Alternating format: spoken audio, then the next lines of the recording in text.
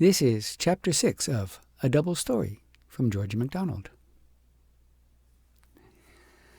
Meantime, the wise woman was busy, as she always was, and her business now was with the child of the shepherd and the shepherdess, away in the north. Her name was Agnes. Her mother and father were poor and could not give her many things. Rosamond would have utterly despised the rude, simple playthings she had. Yet in one respect they were of more value far than hers. The king bought Rosamond's with his money. Agnes's father made hers with his hands. And while Agnes had but few things, not seeing many things around her, and not even knowing that there were many things anywhere, she did not wish for many things, and was therefore neither covetous nor avaricious. She played with the toys her father made her, and thought them the most wonderful things in the world. Windmills, and little crooks, and water wheels, and sometimes lambs made all of wool, and dolls made out of the leg bones of sheep, which her mother dressed for her, and of such playthings she was never tired. Sometimes, however, she preferred playing with stones, which were plentiful, and flowers, which were few, or the brooks that ran down the hill, of which, although there were many, she could only play with one at a time, and that indeed troubled her a little, or live lambs that were not all wool, or the sheepdogs, which were very friendly with her, and the best of playfellows, as she thought, for she had no human ones to compare them with. Neither was she greedy after nice things, but content, as well she might be, with the homely food provided for her. Nor was she by nature particularly self-willed or disobedient. She generally did what her father and mother wished, and believed what they told her. But by degrees they had spoiled her, and this was the way. They were so proud of her that they always repeated everything she said and told everything she did, even when she was present, and so full of admiration of their child were they that they wondered and laughed at and praised things in her which in another child would never have struck them as the least remarkable, and some things even which would in another have disgusted them altogether. Impertinent and rude things done by their child they thought so clever, laughing at them as something quite marvelous. Her commonplace speeches were said over again as if they had been the finest poetry, and the pretty ways which every moderately good child has were extolled as if the result of her excellent taste and the choice of her judgment and will. They would even say sometimes that she ought not to hear her own praises for fear it should make her vain, and then whisper them behind their hands, but so loud that she could not fail to hear every word. The consequence was that she soon came to believe, so soon that she could not recall the time when she did not believe, as the most absolute fact in the universe, that she was somebody. That is, she became most immoderately conceited. Now, as the least atom of conceit is a thing to be ashamed of, you may fancy what she was like with such a quantity of it inside her. At first it did not show itself outside in any very active form, but the wise woman had been to the cottage, and had seen her sitting alone with such a smile of self-satisfaction upon her face as would have been quite startling to her, if she had ever been startled at anything. For through that smile she could see lying at the root of it the worm that made it. For some smiles are like the ruddiness of certain apples, which is owing to a centipede or other creeping thing coiled up at the heart of them. Only her worm had a face and shape the very image of her own, and she looked so simpering and mawkish and self-conscious and silly that she made the wise woman feel rather sick. Not that the child was a fool. Had she been, the wise woman would have only pitied and loved her instead of feeling sick when she looked at her.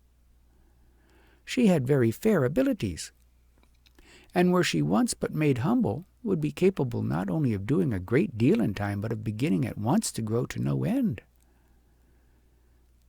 But if she were not made humble, her growing would be to a mass of distorted shapes all huddled together, so that although the body she now showed might grow up straight and well-shaped and comely to behold, the new body that was growing inside of it, and would come out of it when she died, would be ugly and crooked this way and that, like an aged hawthorn that has lived hundreds of years, exposed on all sides to salt sea winds. As time went on, this disease of self-conceit went on too, gradually devouring the good that was in her. For there is no fault that does not bring its brothers and sisters and cousins to live with it.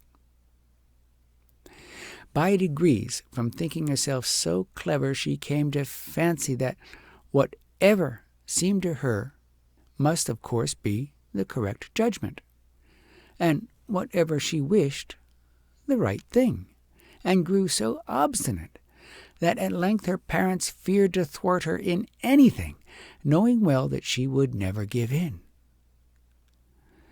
But there are victories far worse than defeats, and to overcome an angel too gentle to put out all his strength and ride away in triumph on the back of a devil is one of the poorest. So long as she was left to take her own way and do as she would, she gave her parents little trouble. She would play about by herself in the little garden with its few hardy flowers, or amongst the heather where the bees were busy, or she would wander away amongst the hills and be nobody knew where, sometimes from morning to night. Nor did her parents venture to find fault with her. She never went into rages like the princess, and would have thought Rosamond, so ugly and vile, if she had seen her in one of her passions. But she was no better for all that, and was quite as ugly in the eyes of the wise woman, who could not only see but read her face. What is there to choose between a face distorted to hideousness by anger and one distorted to silliness by self-complacency?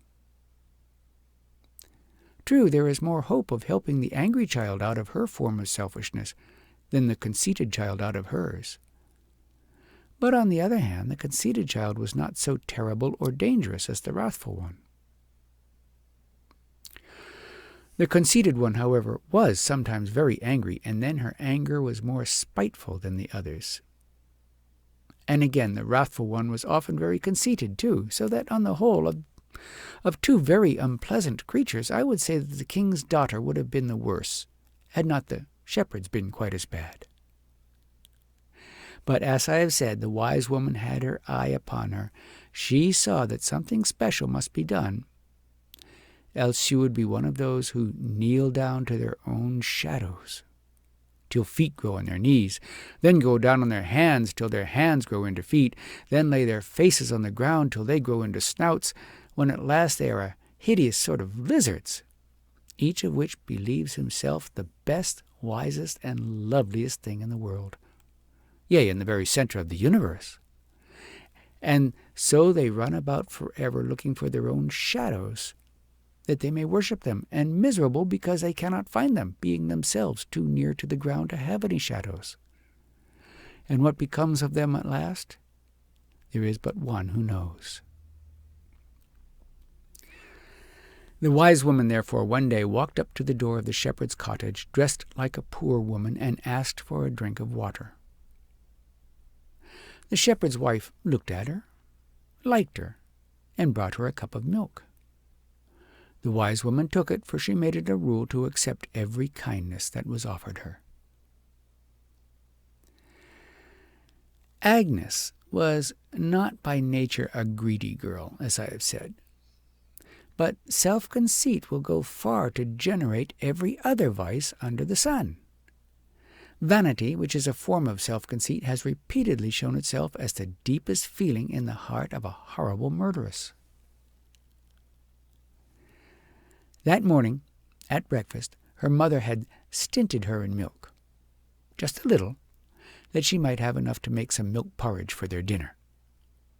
Agnes did not mind it at the time, but when she saw the milk now given to a beggar, as she called the wise woman, though surely one might ask a draught of water and accept a draught of milk without being a beggar in any such sense as Agnes's contemptuous use of the word implied, a cloud came upon her forehead, and a double vertical wrinkle settled over her nose. The wise woman saw it, for all her business was with Agnes, though she little knew it, and rising went and offered the cup to the child, where she sat with her knitting in a corner. Agnes looked at it, did not want it, was inclined to refuse it from a beggar, but thinking it would show her consequence to assert her rights, took it and drank it up. For whoever is possessed by a devil judges with the mind of that devil, and hence Agnes was guilty of such a meanness as many who are themselves capable of something just as bad will consider incredible. The wise woman waited till she had finished it, then looking into the empty cup said, "You might have given me back as much as you had no claim upon." Agnes turned away and made no answer, far less from shame than indignation. The wise woman looked at the mother. "You should not have offered it to her if you did not mean her to have it," said the mother, siding with the devil and her child against the wise woman, and her child too. Some foolish people think they take another's part when they take the part he takes. The wise woman said nothing, but fixed her eyes upon her, and soon the mother hid her face in her apron, weeping. Then she turned again to Agnes, who had never looked round but sat with her back to both, and suddenly lapped her in the folds of her cloak. When the mother again lifted her eyes, she had vanished. Never supposing she had carried away her child, but uncomfortable because of what she had said to the poor woman, the mother went to the door and called after her as she toiled slowly up the hill. But she never turned her head, and the mother went back into her cottage. The wise woman walked close past the shepherd and his dogs, and through the midst of his flock of sheep. The shepherd wondered where she could be going, right up the hill. There was something strange about her, too, he thought, and he followed her with his eyes as she went up and up. It was near sunset, and as the sun went down, a gray cloud settled on the top of the mountain, which his last rays turned into a rosy gold. Straight into this cloud the shepherd saw the woman hold her pace, and in it she vanished. He little imagined that his child was under her cloak. He went home as usual in the evening, but Agnes had not come in. They were accustomed to such an absence now and then, and were not at first frightened. But when it grew dark and she did not appear, the husband set out with his dogs in one direction and the wife in another to seek their child. Morning came and they had not found her. Then the whole countryside arose to search for the missing Agnes, but day after day and night after night passed, and nothing was discovered of or concerning her, until at length all gave up the search in despair, except the mother, although she was nearly convinced now that the poor woman had carried her off. One day she had wandered some distance from her cottage, thinking she might come upon the remains of her daughter at the foot of some cliff, when she suddenly came, instead, upon a disconsolate-looking creature sitting on a stone by the side of a stream. Her hair hung in tangles from her head, her clothes were tattered, and through the rents her skin showed in many places. Her cheeks were white and worn thin with hunger. The hollows were dark under her eyes, and they stood out scared and wild.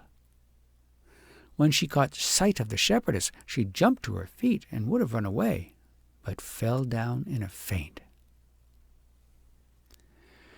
At first sight, the mother had taken her for her own child, but now she saw with a pang of disappointment that she had mistaken. Full of compassion, nevertheless, she said to herself, "If she is not my Agnes, she is as much in need of help as if she were. If I cannot be good to my own, I will be as good as I can to some other woman's. And though I should scorn to be consoled for the loss of one by the presence of another, I may yet find some gladness in rescuing one child from the death which has taken the other." Perhaps her words were not just like these, but her thoughts were. She took up the child and carried her home, and this is how Rosamond came to occupy the place of the little girl whom she had envied in the picture. And that's the end of chapter 6. I'll see you in chapter 7.